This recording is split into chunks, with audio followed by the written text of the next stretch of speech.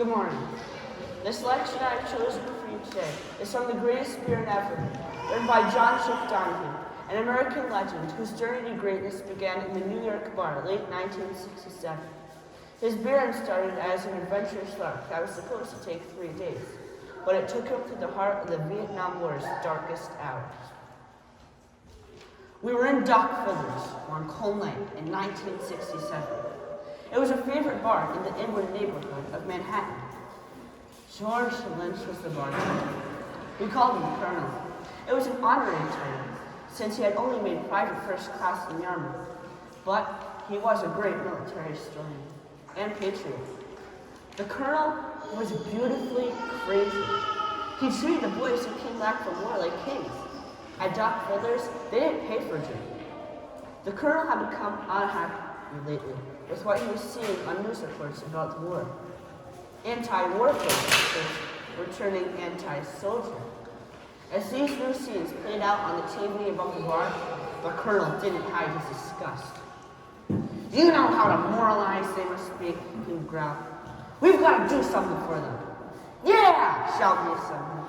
We've got to show we support them. That's right, Kim shouts. Somebody ought to go for Vietnam, track down our boys from the neighborhood, and bring them each a beer. Yeah! Wait, what? You heard me. Bring them the excellent beer. Bring them the messages from back home. Bring them encouragement.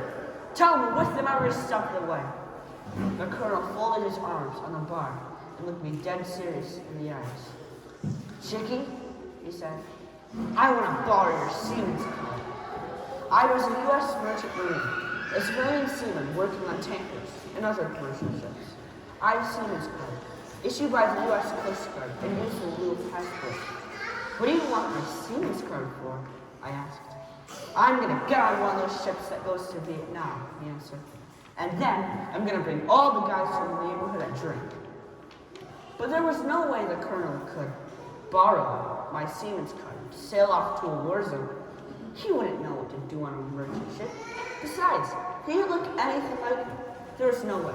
The idea was insane, wasn't it? I looked in the Colonel's eyes to see if he could possibly be serious. Oh, he was. As of late 1967, Inwood had already buried 28 brothers, cousins, and friends.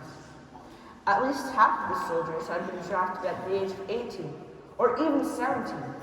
At 17, their parents had to sign a permission slip, like for a field trip in school, a 9,000-mile field trip from which they might never return. But in our community at that time, if you were called by your country to fight, you went.